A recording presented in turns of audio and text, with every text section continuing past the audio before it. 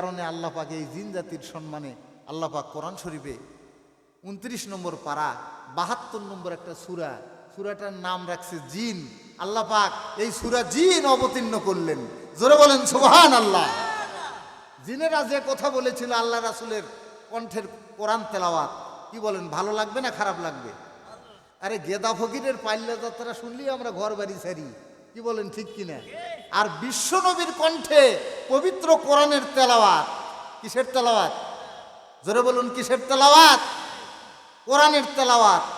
যে একবার শুনবে ও কি ভুলতে পারবে? আবু জেহেল মানে নাই, আল্লাহ রাসূলের উপর ঈমান আনে নাই, উতবা সাইবা এরা ঘটনা চক্রে একদিন আল্লাহ রাসূল খানায়ে কাবার মধ্যে কোরআন শরীফ তেলাওয়াত করতেছিলেন, কি বলেন ঠিক কিনা? আবু জেহেল কয়, কে রে খানায় কাবার থেকে এটা কিসের আওয়াজ আসে এত সুন্দর?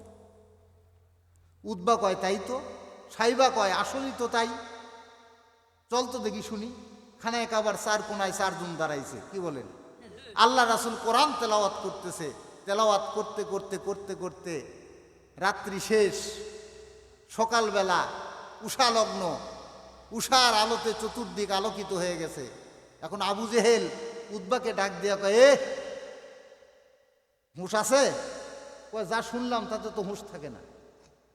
কয় তাকায় দেখ সূর্য উঠতেছে, মক্কার মানুষ যদি দেখে যে ওই মোহাম্মদের বিরোধিতা করি সারাদিন আর সারা রাত খানায় কাবার কিনারে দাঁড়িয়ে দাঁড়িয়ে কোরআন শরীফের তেলাওয়াত শুনি, তাহলে মক্কার মানুষ নেতৃত্ব ঘন্টাও মানবে না। কি বলেন মানবে নাকি? জোরে বলেন মানবে? মানবে না। দিছে 4 জন চারদিকে দৌড়। এখন পরের রাত্রিতে আবু জেহেল মনে মনে চিন্তা করতেছে, পরামর্শ তো হয়ে গেছে, কেউ আর মোহাম্মদের কোরআন শুনতে আসবে না, তাহলে আজকে তো কেউ আসবে না, আজ আমি একাই যাই শুনবো, কি বলেন ঠিক কিনা? আবু জেহেল এক কোনায় দাঁড়াইছে।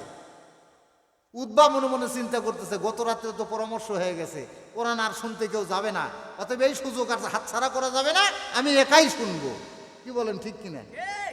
ও যায় এক কোনায় দাঁড়াইছে। সাইবা, ওয়ালিদ ইবনে মুগিরা 4 জনই গেছে, 4 কোনায় দাঁড়ায় গেছে। পরের দিনও শুনতে শুনতে সকাল হয়ে গেছে। এখন আবু জেহেল উতবাকে ডাক দিয়ে কয়, এই বেহুদা তুই কেন এখানে রে? উতবা কয়, আমি না হয় আসলাম, তুমি কেন? কি বলেন ঠিক কিনা? এ কয় তুমি কেন, ও কয় তুমি কেন? কয় শোন, এখন একটা মিউচুয়াল আন্ডারস্ট্যান্ডিং হওয়া দরকার, এর একটা কি করা দরকার, এর একটা সুরাহা বিহিত ব্যবস্থা করা দরকার। এই কোরআন যদি কেউ শোনে তাহলে কিন্তু আর বাঁচার উপায় নেই, আমাদের কথা কেউ শুনবি না। আল্লাহ পাক কোরআন শরীফে সে কথা বলছেন, সূরা হামিম সাজদা বার করে দেখুন, ওয়াকাল আল্লাযীনা কাফারু লা তাসমাউ লিহাযাল কুরআন ওয়ালগাউ ফীহি লাআল্লাকুম তাগলিবুন। কাফেররা পরামর্শ করলে, শোনো, যদি বিজয়ী হতে চাও, যদি জয়লাভ করতে চাও, যদি কামিয়াব হতে চাও, তাহলে আজ থেকে আইন পাশ করে দাও, মুহাম্মদ যখন কোরআন শরীফ পড়বে ওটা মানুষ যাতে ভালোভাবে শুনতে না পারে, এই জন্য ওর আশেপাশে হট্টগোল করবা, হইচই করবা, গোলমাল করবা, এ ছাড়া আর বিজয়ের কোনো রাস্তা নাই। কি বলেন? সুবহানাল্লাহ বলেন, আরো জোরে বলেন সুবহানাল্লাহ। উমর ফারুক নাম শুনছেন তো, তলোয়ার নিয়ে ঘুরতেছে, মারবে। ইসলাম মানে গ্রহণ করার পরে একদিন আল্লাহ রাসূলকে ডাক দিয়ে বলতেছেন, ইয়া রাসূলুল্লাহ, আমার ইসলাম গ্রহণের একটা গল্প আপনার কাছে করতে চাই, শুনবেন? বলে কি গল্প কও? কয় আমি তো সেই দারুন নাদোয়ার বৈঠকে আবু জেহেল সহ মক্কার হাজার হাজার নেতার সামনে বাহবা নিয়ে আসলাম, আপনি রাসূলের মাথা কাটবো, তলোয়ার নিয়ে ঘুরি, কিন্তু সুযোগ পাই না। একদিন হঠাৎ রাত্রিবেলা এক লোক এসে আমাকে ফিস ফিস করে ডাকতেছে, উমার, এ উমার। আমি বললাম, এই এত রাত্রে কে রে? বলে উঠো উঠো, রাত দেখো না। কয় উঠলাম। বলতেছে, তুমি নাকি আব্দুল্লাহর বেটার মাথা কাটবা? কয় যে হ্যাঁ কাটবই তো, তলোয়ার রেডি। কত আজকেই তো সুযোগ, বসে আছো কেন? আর যদি না পারো তাহলে এই সুযোগ আর জীবনে নাও আসতে পারে। কয় কেমনে?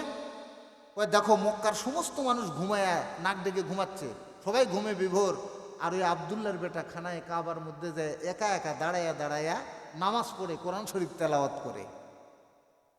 তুমি যদি এই সময় যায় তাকে মারিয়ে আসো, তাহলে মক্কার একটা পক্ষীও জানবে না যে আব্দুল্লাহর বেটার মাথা কে কাটলো।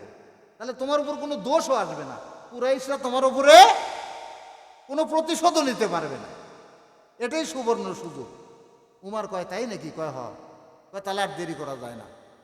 চাদর একটা গায়ে দিয়া তলোয়ারটা বগল তলে নিয়ে আল্লাহ নবীকে হত্যা করার জন্য গেছে। বুঝতে পারছেন? খানায়